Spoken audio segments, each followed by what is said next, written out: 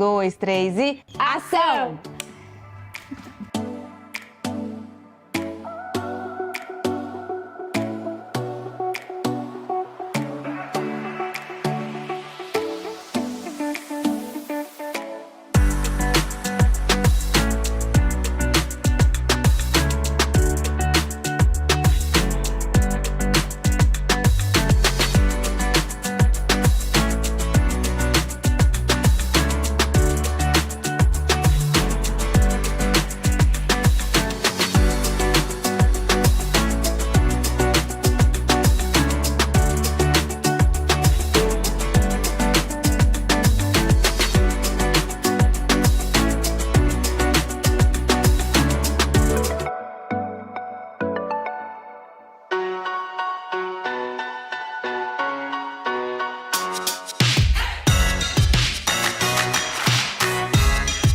E no Cultura e Design dessa semana, Liberdade, Arquitetura e Design em Minas Gerais.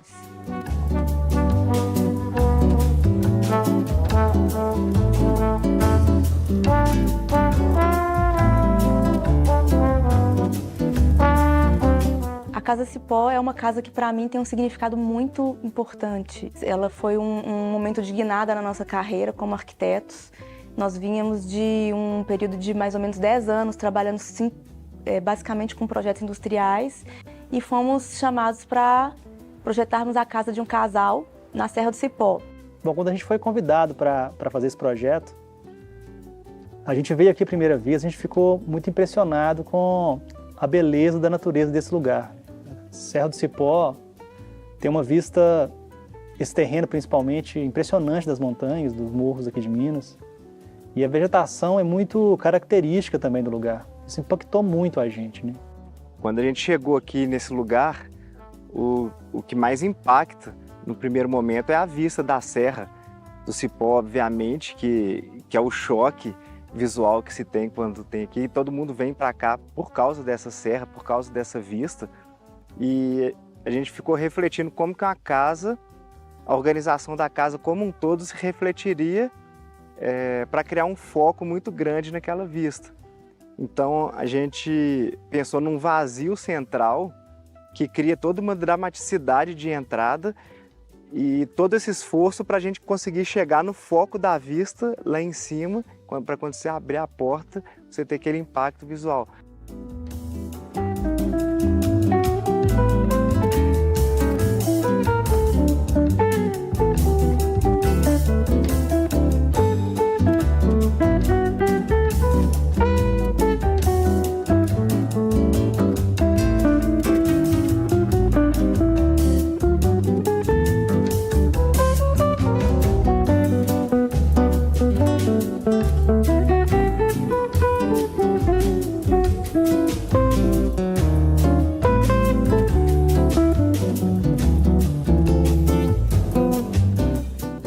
Uma certa dramaticidade assim, meio que cinematográfica, mas foi um conceito que organizou toda a casa em função disso. A arquitetura não precisa ser arte, existem várias nuances de arquitetura, várias abordagens arquitetônicas, mas nós, na Tetro, nós buscamos uma arquitetura que tenha uma raiz na arte. Então, fazendo um paralelo com qualquer outro tipo de arte, a pintura, a escultura, a música, eu acredito que a arquitetura ela tem que transmitir emoções. Então, eu acho que uma pessoa, ao entrar numa casa que a gente projeta, a gente espera que ela, de alguma forma, seja tocada por aquele ambiente, por aquela atmosfera, pelas formas que nós pensamos, e saiam de lá mais inspiradas, com alguma coisa dentro delas modificada.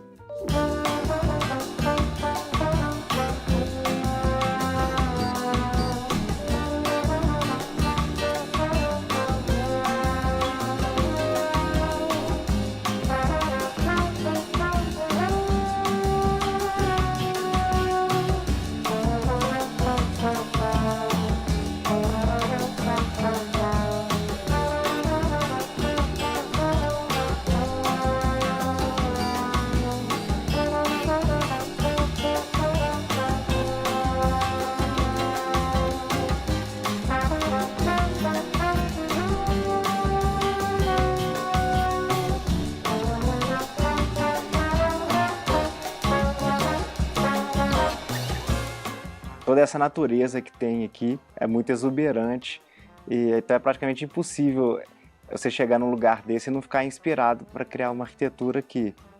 E o nosso cliente, a pessoa que mora aqui, que iria morar, ele veio com a ideia de fazer uma casa contemporânea, procurou a gente porque já conhecia os nossos projetos, mas ele tinha alguns desejos, ele tinha algumas dúvidas, ele gostava muito da arquitetura colonial mineira, da arquitetura das fazendas mineiras, né? Um conceito de sustentabilidade que a gente tem lá na Tetro é não intervir na natureza, não destruir o terreno, não cortar árvores, não tirar a vegetação local. A gente quer fazer uma arquitetura que se integre, que respeite tudo que já existe ali naquele lugar e não destruir e fazer uma compensação depois. E a grande questão eu acho, dessa casa é como inserir ela nessa topografia aqui sem nenhuma alteração do terreno em si, assim, nenhuma alteração da topografia. Porque mexer nisso significa matar a vegetação, matar as árvores. Então é uma casa que ela se adequa ao terreno assim, muito delicadamente. Ela tem a parte que toca o terreno, que é a parte que tem mais contato com o chão, mas o corpo grande da casa está suspenso e em pequenos apoios para ficar uma arquitetura como que pousada aqui, uma arquitetura leve. O terreno era um terreno um pouco estreito e com uma vista muito, muito maravilhosa aos fundos. Nós tínhamos que procurar permitir essa vista, pelo menos dos ambientes mais importantes. Então, ao fundo nós locamos a sala, né, que é onde a gente está aqui, com a suíte principal. E, naturalmente, os demais ambientes, eles foram organizados em 2 braços que se projetam para frente da casa, né, em direção à rua. Então, a casa ela se organiza num C.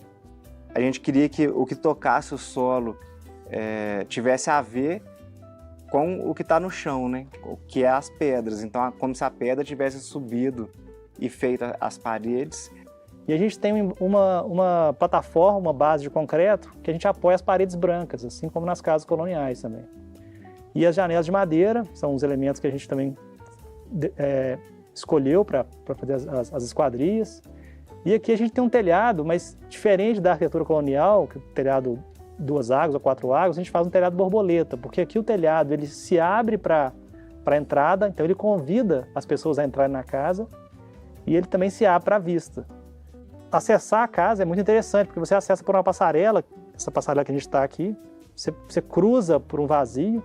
O vazio aqui é muito importante porque ele traz a luz para essa entrada da edificação e onde tem natureza também. A gente fez uma forma também que filtra a luz naquele vazio central que eu estava falando. Então a luz que entra na casa ali é uma luz muito bonita, uma luz muito filtrada, que não é aquela luz forte e nem a sombra completa. Essas nuances de sombra e luz são muito importantes ali. E aí no meio desse C se transformou num grande átrio, que é um espaço muito bonito de entrada, que dá uma complexidade muito, muito bacana assim, à entrada da casa. Porque ela também, esse átrio ele articula o andar de cima, que é o andar da casa, né, dos mais rotineiros, com o andar de baixo, que é o andar de lazer, que conecta com a terra. A gente tem uma passarela na direita que cria um certo suspense para a vista que você vai ver quando você abrir a porta da casa. E também tem uma descida por um jardim que é que remete mais ao natural, em direção a essa área de lazer. E quando você abre a porta, você tem a surpresa da vista, né? Isso é muito interessante.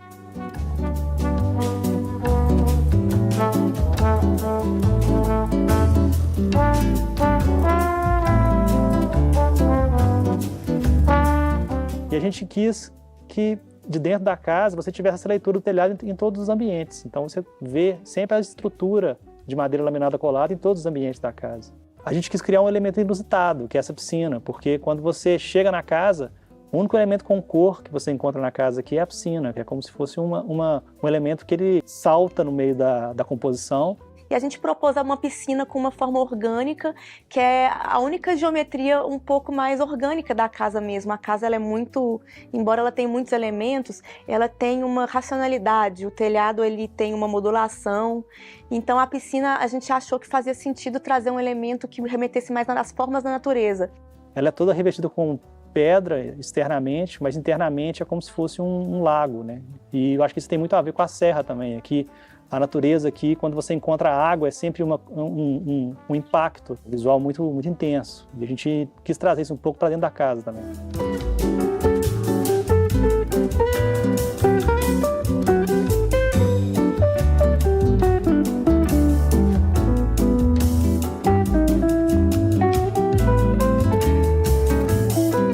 Não saia daí, hein? A gente já volta daqui a pouquinho.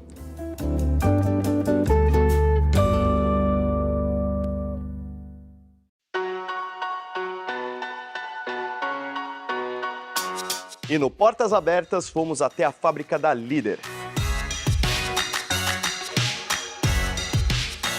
Muito bem, por aqui é onde tudo começa. Chega a matéria-prima bruta e é feito o primeiro tratamento para depois, lá na frente, virar aquela maravilha dos móveis depois de prontos. Vamos lá conhecer? Chega aí, vamos caminhar pela fábrica. Olha aí!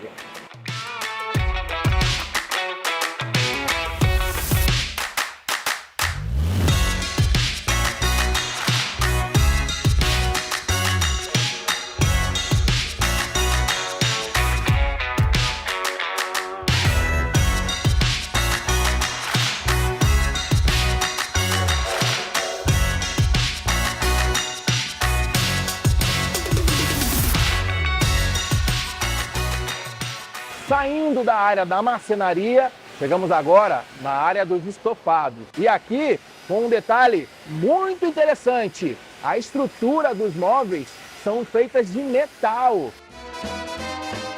Os estofados são confeccionados com molas ensacadas.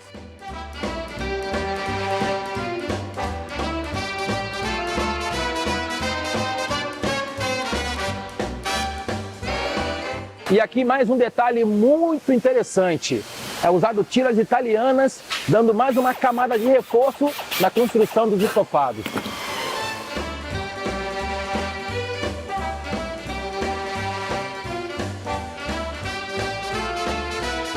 Lembra que eu falei que as tiras italianas eram uma super camada de reforço? Olha aqui o test drive, ó. Ó o Mário testando. É seguro ou não? Total. E um detalhe, o teste aqui não é em metro, é o que, Mário? É em peso. E essa máquina aqui, feito o corte do couro. E com ela é feito um aproveitamento de 90% do couro. O que isso representa? Sustentabilidade.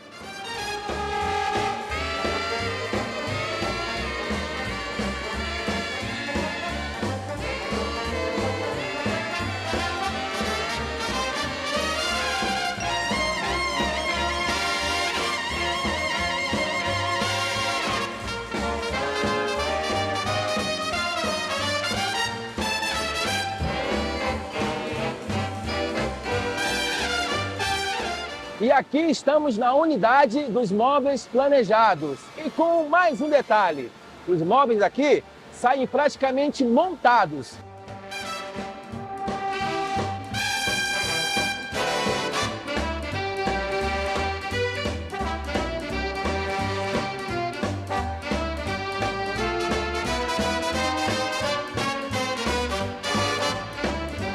As espumas são feitas aqui na fábrica. E eu fui autorizado a fazer o quê? O test drive de maciez das espumas. Vamos lá?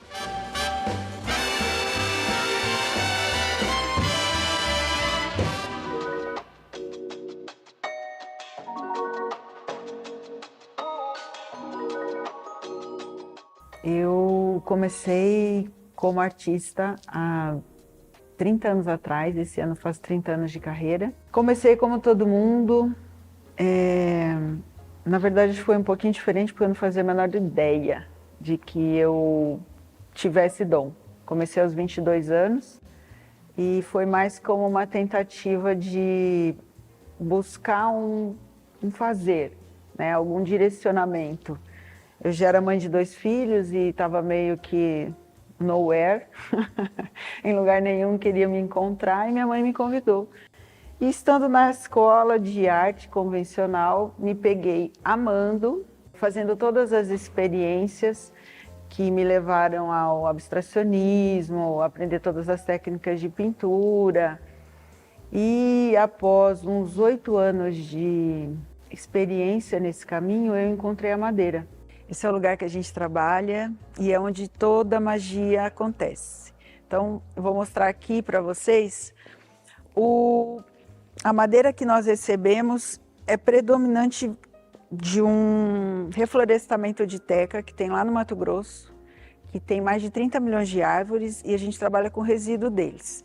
Então a gente recebe as pranchas assim, elas vêm com 3 metros de comprimento, com essa largura e com essa espessura, que foi onde começaram as buscas nessa matéria-prima, nesse material.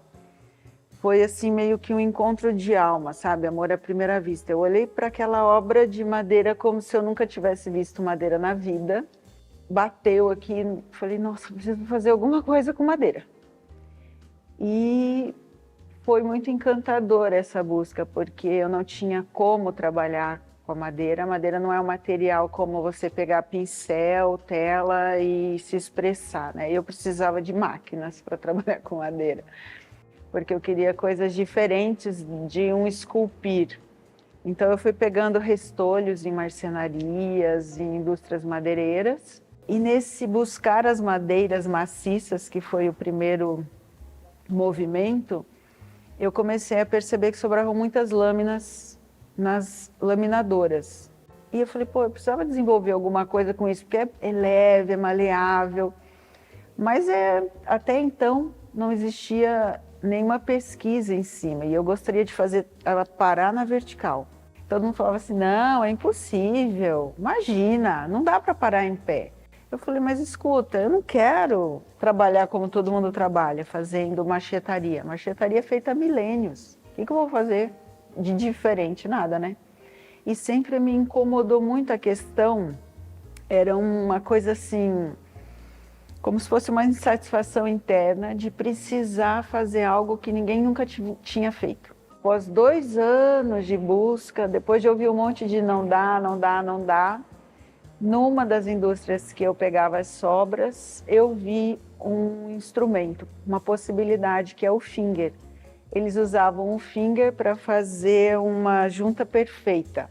Eles uniam painéis assim com macho e fêmea. E aí eu vi aquilo, o cara jogando num barril de cola. Falei, caramba, isso aí dá certo. Aí corri para ele e perguntei, o que você faz com isso? Ele falou assim, isso aqui a gente descarta, vai virar carvão para caldeira. Falei, nossa, dá para vocês me darem um pouco? Dá, pode pegar. E aí nesse ano, que foi 2003, que foi justamente o ano que eu abri a minha própria marcenaria, que eu comecei a fazer as pesquisas com as lâminas na vertical. E de lá para cá a gente vem testando todos os movimentos possíveis e imagináveis. Com certeza ainda não estamos nem na metade das possibilidades dessa técnica, mas esse ano eu estou me colocando um desafio. Eu estou colocando o desafio de pesquisar o vidro soprado e combinar vidro com madeira, que também é uma coisa difícil de fazer, porque o vidro soprado ele está a 1.600 graus, queima a madeira. Então, estamos embarcando numa nova jornada agora.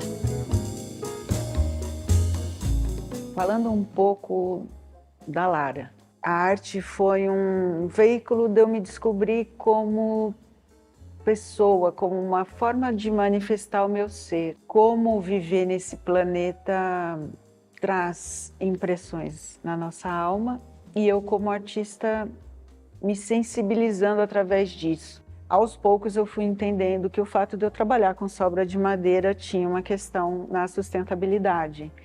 Tinha um ativismo ecológico.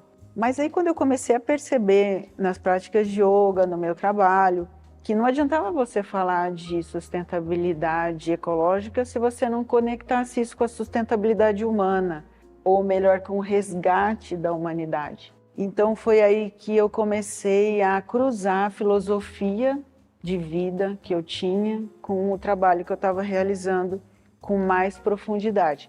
Então, quanto mais beleza nós manifestarmos, não só na arte, em todos os aspectos da nossa vida, mais possibilidade de sermos felizes a gente vai ter, né? E vai propiciar quem estiver no nosso entorno.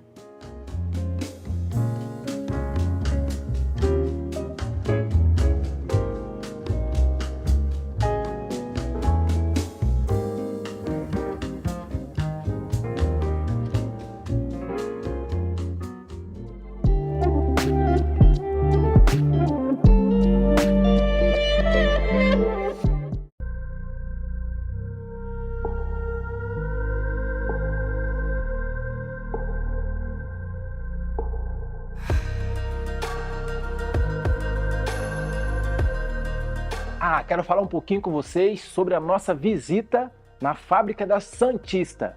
E quer saber minha opinião? O que eu mais adorei é a versatilidade que o jeans alcança. É lindo o que fazem com jeans.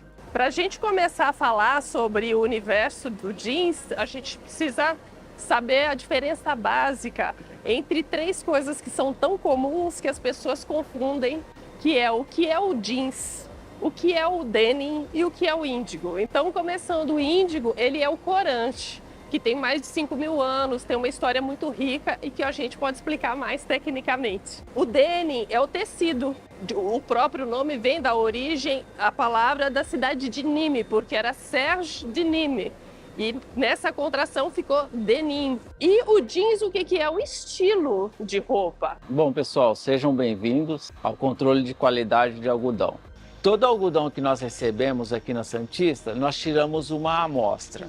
Então nós recebemos fardos de algodão, ela é tirada na lateral do fardo, aí sim nós vamos fazer a classificação desse algodão.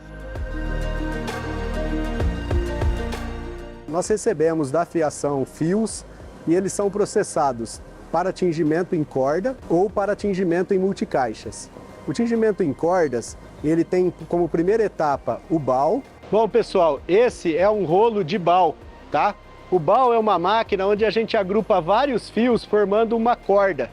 Essa corda, ela vai para a máquina de tingimento e depois, posteriormente, para os outros processos. Esse rolo, especificamente, ele é feito com fio reutilizado de desperdícios de nossos processos. Os fios são agrupados em um cabo. Aliás, o tingimento em cabo é um diferencial da Santista. Aqui nós juntamos vários cabos, múltiplos de 12, e fazemos o tingimento. Em seguida, esses cabos vão para uma máquina chamada Rebimer, onde nós transformamos o cabo num rolo de urdume. E aí ele vai para a engomadeira, estando o rolo pronto para subir para a tecelagem.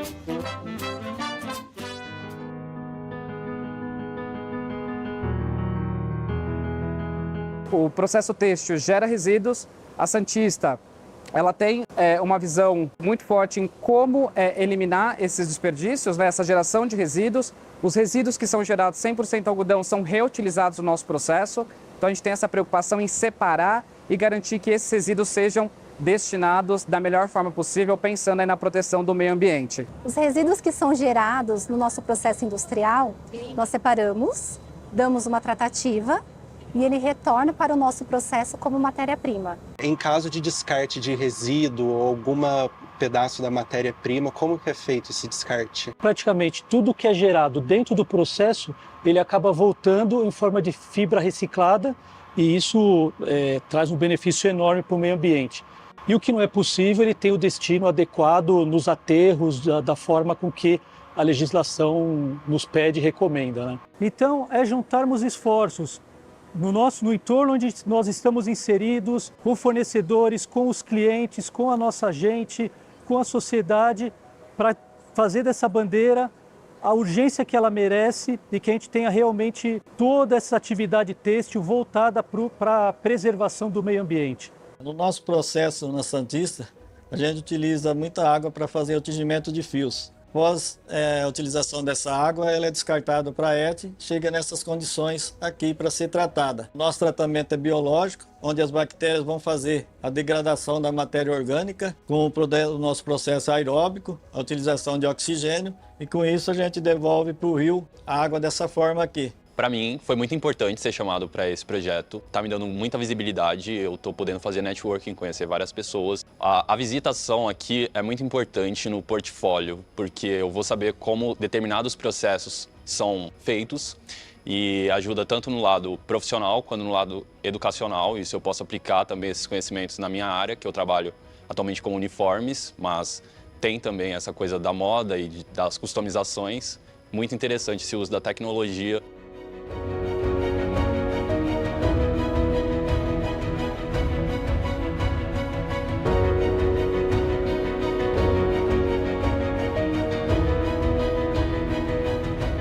Todo ponto que se destaca é onde ele tem mais abrasão, é onde ele vai desgastar mais ali na máquina, mais lá na lixa. Então o que faz a marcação aqui é o atrito peça a peça e a ação enzimática. Sinceramente, eu não acreditei quando eu fui selecionada para o projeto, mas eu fiquei animada assim de cara. Então, claro que a gente tem que conhecer o nosso cliente antes de projetar alguma coisa. Então, eu fui dar uma pesquisadinha no site, vi essa questão de sustentabilidade, como eles lidam com os resíduos e a produção, enfim, o processo deles. Isso me deixou mais animada ainda, de trabalhar com uma empresa que tem essa potência. Então, eu realmente fiquei, assim, em êxtase de participar desse projeto. Está sendo muito bom.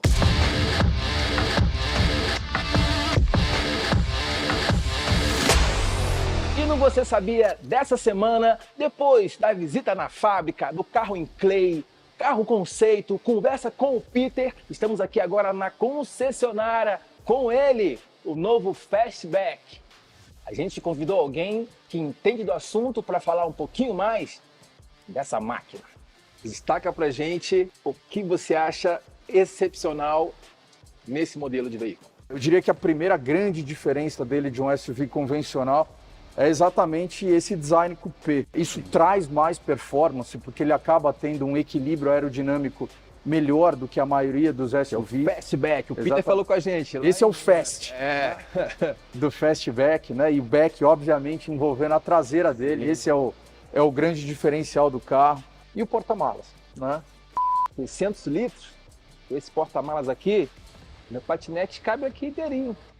Quando a gente olha para o nosso porta-malas, a gente 600 litros. 600 litros de porta-mala. Isso é algo que definitivamente é muito difícil de se encontrar. Eu acho que, aliás, o Peter muito provavelmente deve ter falado sobre os easter eggs, né, do carro. Aqui a gente tem um, olha só, vou revelar, né, um deles aqui, que é exatamente um que mostra e fala, né, sobre o que você pode fazer com esse carro. Aqui a gente pode conhecer de perto, então, Leblon, algumas das novidades que ele tem. O freio eletrônico, né, que é uma novidade muito interessante, com a possibilidade do auto-hold. Obviamente aqui, através do volante, você tem a possibilidade de explorar, né, uma série de questões interessantes. Me chama atenção esse ícone aqui, ó. Esse ícone aqui, obviamente, é um ícone, obviamente, que a gente traz para que você tenha a chance de personalizar, né, o seu perfil, escolher. Você pode trazer um avatar novo, incluir um avatar novo aqui. Muito bem, gente. Então, depois dessa aula aqui com o Zola, quero agradecer, satisfação de ter conhecido um pouco mais dessa máquina, o Fastback. Eu que te agradeço a possibilidade de falar um pouco mais sobre o carro. Eu tenho certeza que todos aqueles que tiveram a oportunidade hoje de conhecer um pouquinho mais, a gente vai aguçar um pouco mais a curiosidade deles para que eles venham a uma concessionária para conhecer e daqui a pouco sair dirigindo essa máquina aqui.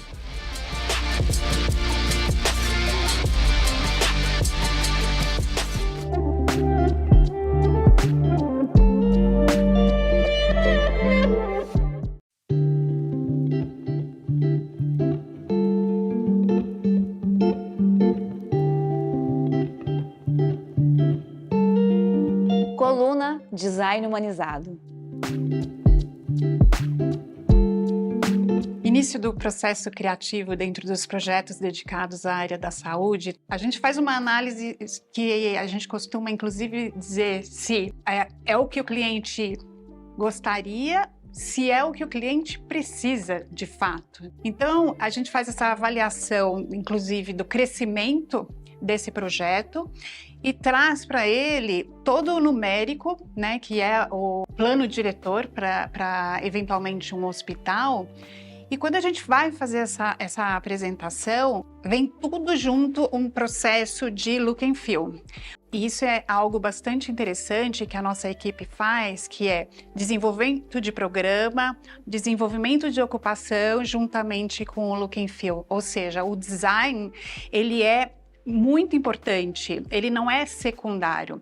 Muitas vezes a gente vê o planejador hospitalar fazendo o projeto de dentro para fora para atender todas essas premissas, mas de fato a gente entende que deve caminhar juntos, porque o design é extremamente importante. Dependendo do entorno, então se há uma edificação nova, o terreno ou a cidade ou algo que já esteja na história desse cliente, a gente traz para construir esse storytelling. E aí o storytelling, ele vem com as cores para o mood board. Não só na área residencial, mas também corporativo, inclusive edificação. Nesse momento a gente traz o time junto e a gente começa a discutir o plano, as referências, o storytelling, conforme falado, e as cores e a materialidade. Então esse é o momento que a gente faz as trocas e estuda possibilidades antes de apresentar para o cliente. Nesse projeto especificamente, o storytelling ele tinha a ver com o pomar desse terreno. Então, quando fomos apresentar para o cliente, nós escolhemos por levar a experiência das frutas. Então, com os aromas, o cheiro de todas essas frutas, o cliente pôde entender a classificação das cores, que elas foram definidas por andar, e mais as texturas e a relação com o verde que estava do lado de fora. No passado, a gente era vetado em relação a certos tipos de materialidade. Não que isso não exista mais, a gente tem que tomar esse cuidado pela questão da asepsia e qual é o material melhor em qual ambiente. Mas, de fato, hoje a gente tem uma facilidade muito maior. Por quê? Porque a gente busca a hotelaria para dentro desses espaços. Ou seja, a gente não quer só a eficiência, mas a gente traz o design novamente para a melhoria do paciente. Então, ou seja, a gente fala muito do design humanizado e como que isso vai refletir na melhoria desse paciente. Então, muitas vezes ele fica menos tempo no hospital. A gente traz alguns exemplos que a gente vem fazendo aqui no Brasil e até no exterior. Então, tem a relação com a luz do dia.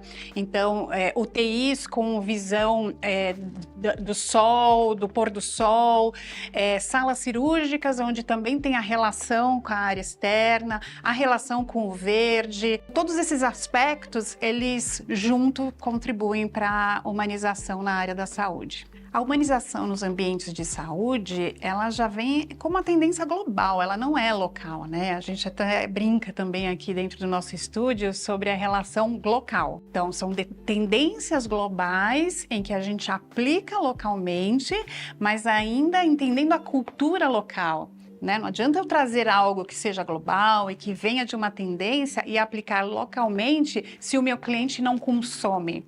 Né? Então, esse ponto é super importante. E aí a gente fala muito sobre inovação dentro desses espaços e como que a gente usa todos os aspectos relacionados ao bem-estar para conseguir o melhor para o projeto e, obviamente, para o usuário.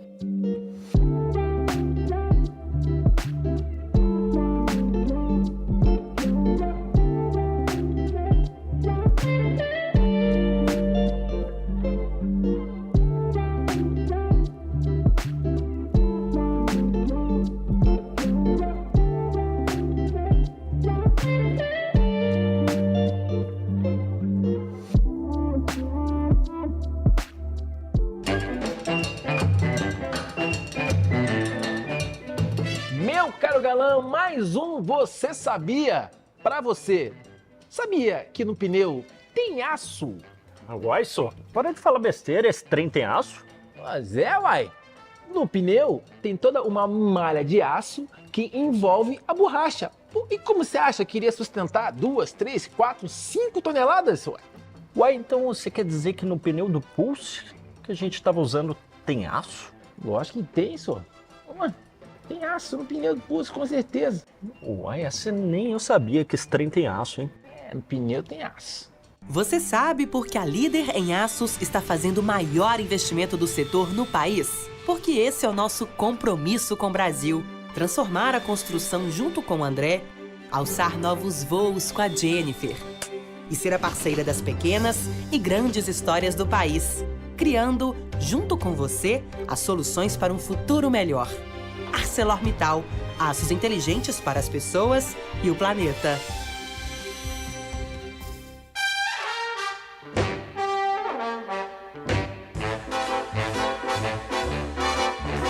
Fala turma, tudo bem? Hoje a gente vai apresentar para vocês um nhoque delicioso. Adoro fazer esse programa. Vem muita mensagem no Instagram, no direct, e eu acabo aprendendo e não ensinando, e é isso que eu quero.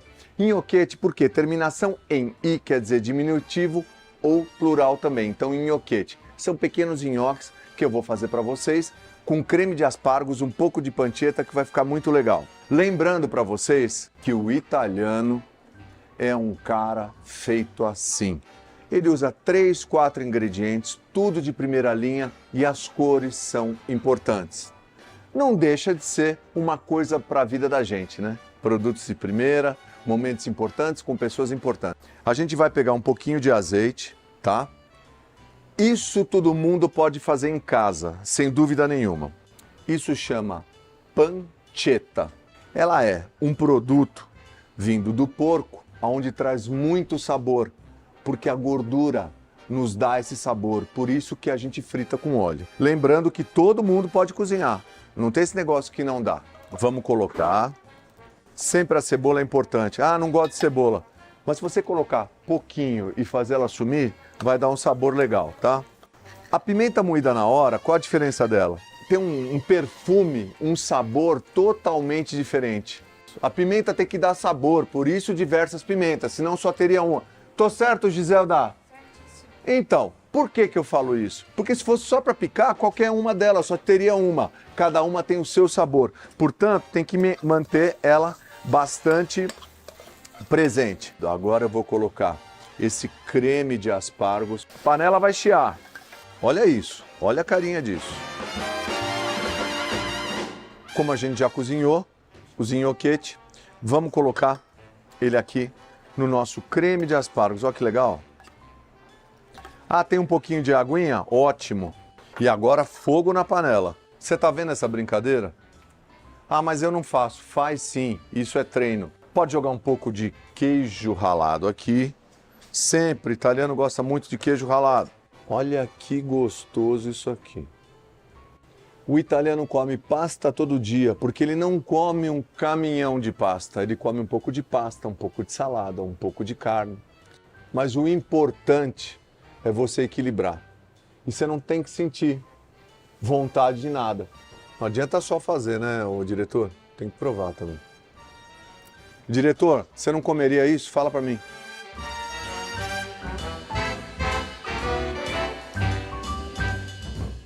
Ficou com vontade? Vai ficar com saudade de mim até o próximo programa? Vem aqui no Folha. Vem comer ao vivo aqui, tá bom? Um beijo.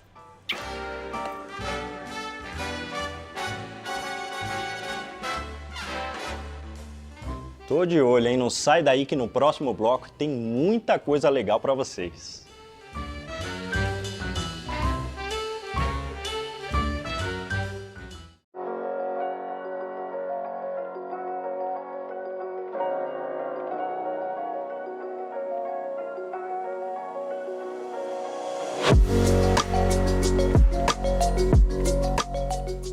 Cris, a gente está aqui hoje para bater um papo, entender um pouco do processo criativo da Eliane e até entender como que a gente converge a questão da arquitetura, dos designers, independente do produto, se a gente está indo para a área da saúde, corporativo, como que a gente faz para trabalhar juntos e qual é a materialidade que você traz para a gente de novidade nesse momento? Dentro da Eliane, e eu acho que também dentro do escritório de arquitetura, o processo é bem parecido, porque antes de mais nada, a gente precisa fazer um estudo do que está acontecendo no mundo, do desejo, do que é tendência, dessas referências externas ao projeto em si. E isso eu acho que é o ponto de partida tanto para a criação de uma coleção como de um projeto de arquitetura. Desse ponto em diante é que a gente começa a trabalhar a criação de uma coleção. Pegamos essas referências, tentamos antecipar o desejo do consumidor, tentamos entrar na mente do arquiteto e buscar aquilo que ele ainda não sabe que ele vai precisar para entregar no projeto dele. Então, de repente, tu vai fazer um projeto hospitalar e tu tem aquele desejo de ter um produto que vai te atender tecnicamente e também a estética que tu está buscando. Porém, nós, como indústria, temos que antecipar esse desejo, essa necessidade do consumidor, tanto do consumidor final como do especificador, para que quando tu fores fazer a tua composição de projeto, a gente tenha esses produtos que vão cair como uma luva naquilo que tu tá pensando e naquilo que tu tá precisando. Hoje a gente está aqui com a linha Oasis, que inclusive ela tá compondo aqui o nosso mood board, que entendemos que essa linha ela pode ir para qualquer tipo de tom, a gente faz uma mescla aqui até dentro do ambiente, de todas as outras referências. Eu queria que você me falasse um pouco mais da questão técnica, o que isso traz de benefício. Esse produto, ele se apresenta em régua, ele dá bastante flexibilidade, porque você pode usar ele com vários tipos de paginações, pode fazer espinha de peixe, pode assentar na diagonal. Legal. Então dá bastante flexibilidade essa questão do formato. Também pelo fato de que ele tem essa estética que mimetiza a madeira, ele também traz bastante aconchego, então ele também consegue ser aplicado em vários tipos de projetos. Então, por exemplo, digamos que tu vai fazer um projeto hospitalar e o teu objetivo é trazer esse aconchego da madeira no ambiente, eu consigo usar esse produto porque ele é um porcelanato que tem alto desempenho, então ele não vai ter absorção de água, ele não vai ficar encardido, ele não vai manchar. Você vai conseguir usar ele em vários tipos de ambientes porque ele aceita alto tráfego, ele não é um produto esmaltado, então ele vai ter um desgaste que não vai ser percebido ao longo de muitos e muitos anos, porque ele tem essa tecnologia que a gente chama de color body, que é a cor em toda a espessura do produto. Então ele te dá uma vida útil muito superior do material, sem perder as características de vivacidade, de beleza.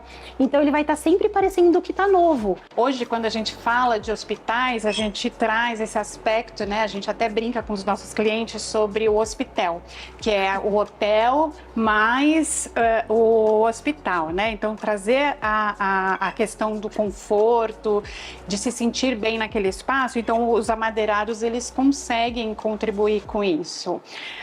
Outro ponto que eu acho super relevante dentro do que foi falado, da visão técnica, que dentro de um hospital, a gente tem todas as questões relacionadas ao carrinho, à maca, e que marca muito, e que pode trazer um desgaste constante na peça, que isso vai contribuir para que não seja tão rápido. Acho que essa questão do atemporal, a questão de trazer a influência dos parques, traz um pouco também o que a gente fala sobre storytelling, né? Então, a gente consegue contar essa história até para o nosso cliente, para poder especificar o material.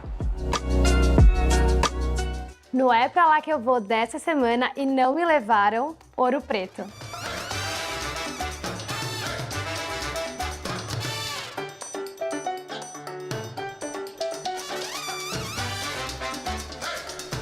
É firme e forte. Já que você falou, Leblon, parar para reabastecer, eu vou pegar minha turminha aqui, vou comer um negocinho ali, né?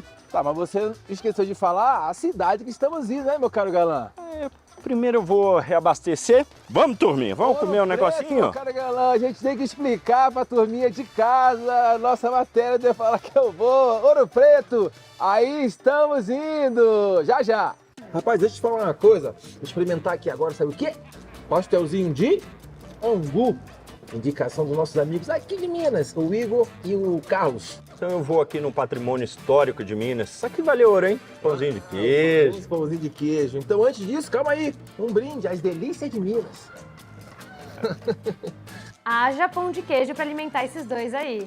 Chegou a hora do lanchinho, vamos lá, devagar, menino, devagarzinho. Ó, esse aqui... Devagarzinho, eita! Esse aqui assistiu?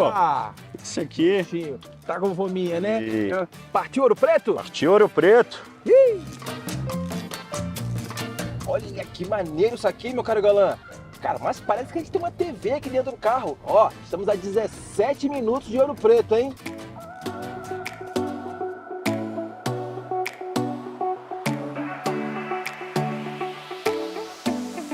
Muito bem, meu caro galã, a gente está aqui aonde? Em Ouro Preto e diante dessa igreja maravilhosa, a igreja de São Francisco de Paula. É bonito aqui, hein, Leblon? Bonito. Você sabia de uma coisa? A igreja mais nova de Ouro Preto é de 1804. E tem uma outra informação, meu caro galã.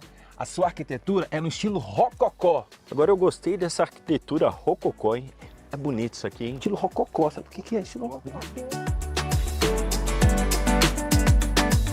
Estamos aqui nesse visual maravilhoso. Então vamos fazer o seguinte, falar um pouquinho de história enquanto eu passo um cafezinho pra gente aqui, tá? Um pouquinho de história, Leblon. Você que é um cara muito sábio, você sabe por que o nome Ouro Preto? Nome Ouro Preto, muito bom. Eu vou te confessar aqui uma coisa.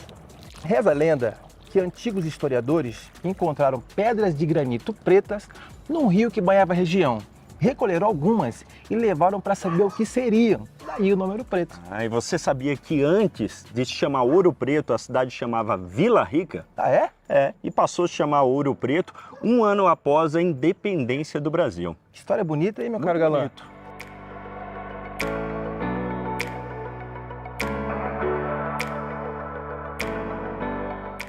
E essa é a Basílica Menor Nossa Senhora do Pilar, que foi construída no início do século XVIII. E essa igreja é a mais rica do mundo. Por ter sido construída no período do ciclo do ouro aqui da região, ela tem uma enorme concentração desse minério na sua arquitetura. Tem tanto ouro aqui. Essa igreja aqui, cara, é a mais rica do mundo.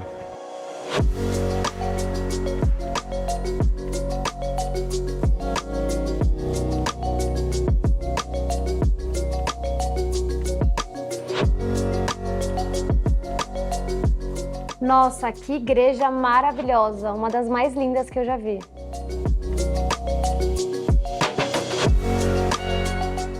Um lugar que você não pode deixar de conhecer é a feirinha de Pedra Sabão, com essas inúmeras obras de arte, não é, meu caro galã? É, e ao fundo a histórica igreja de São Francisco de Assis. Então aqui você pode conhecer os dois. Eu já vou levar esse relógio aqui de Pedra Sabão. Exatamente. Vamos lá conhecer a igreja? Estando aqui, já visita os dois, aproveita o passeio. Nem para me trazer uma lembrancinha de Pedra Sabão. Oh, happy day! Oh, happy day! Oh, happy day! Oh, happy day! Oh, Jesus was! When Jesus was!